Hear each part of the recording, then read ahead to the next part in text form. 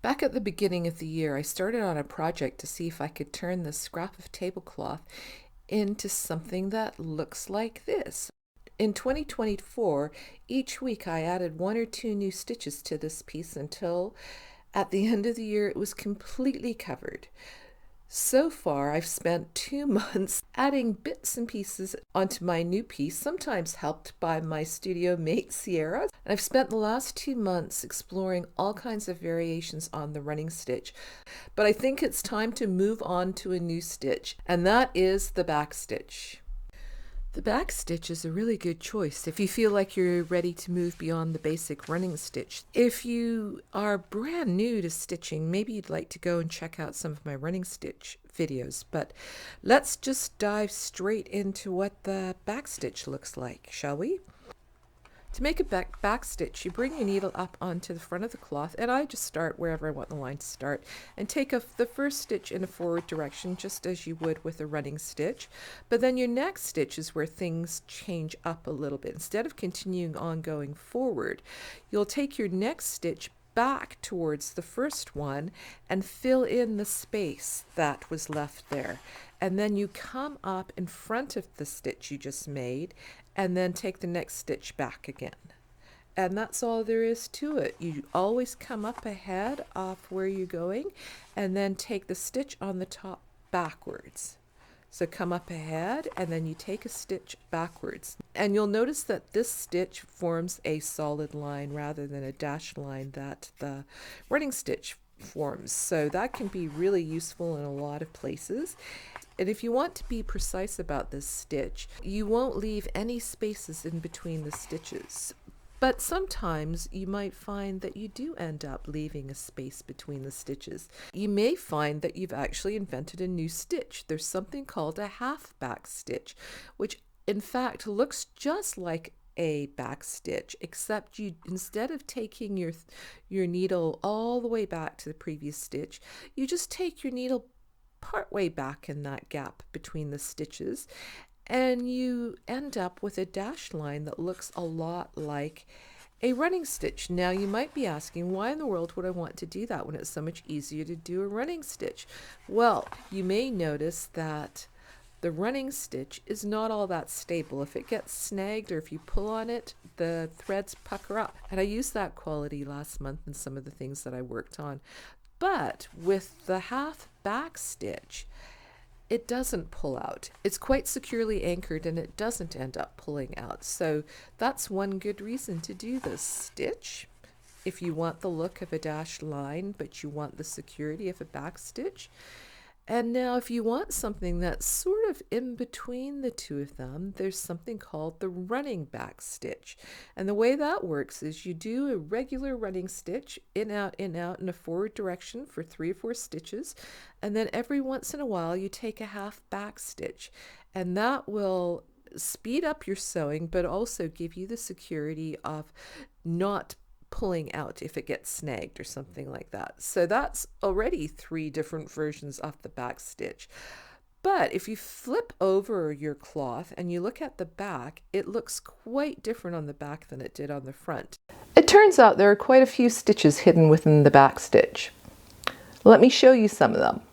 The way that the back stitch looks on the back of the cloth is actually hiding a few other stitches. So the first one is called the stem stitch. And now what that looks like is the opposite of what you were doing before. So you take a long stitch forward and then you come up back again about halfway along that stitch. And then you take another long stitch forward beyond the end of the stitch.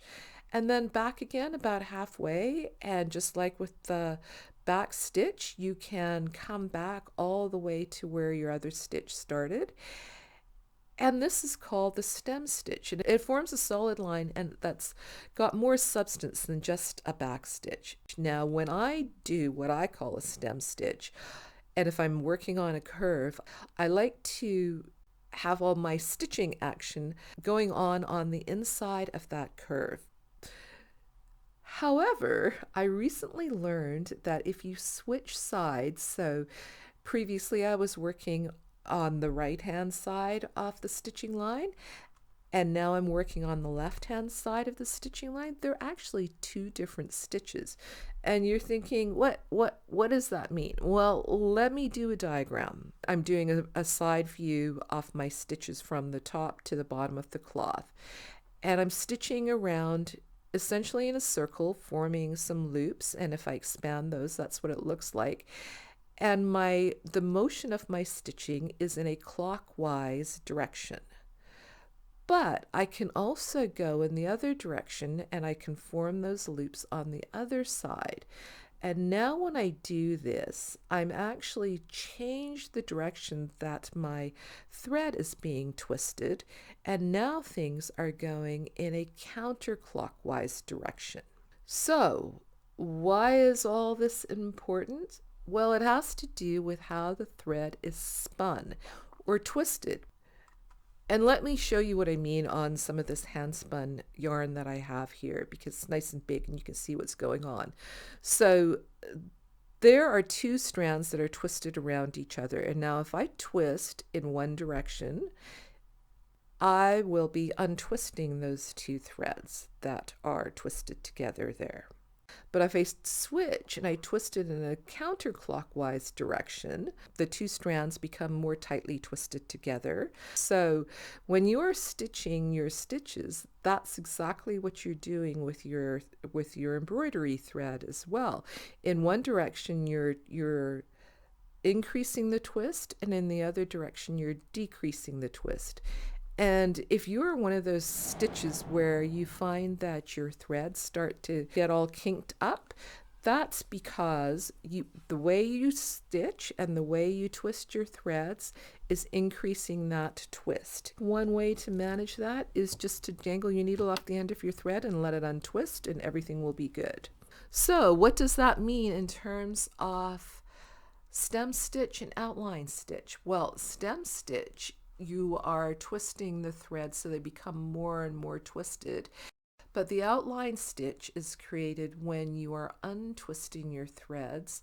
So what does all of this mean to you as a slow stitcher? Well, personally, I don't really think it makes a big difference. And I'm just going to keep stitching in whichever way feels right to me in the moment. But if it makes a difference to you, now you know that you can pay attention to which way your thread is getting twisted as you stitch. And there's one more stitch hiding in the back stitch, and that is something called a split stitch.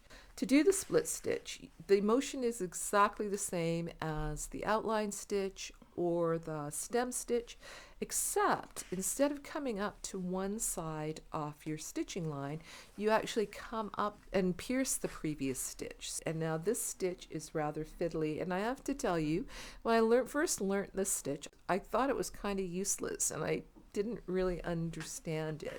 It looks like a slightly fiddlier, less interesting version of a chain stitch. However, last summer when I was on my trip to the UK, I took a course on medieval embroidery, and I've been working on this piece ever since. And there is lots of split stitch here. The split stitch works really well if you use either wool or silk, as it turns out. But I think the split stitch in medieval embroidery deserves a whole video on its own. So I will tell you all about this next part of my trip to the UK in an upcoming video.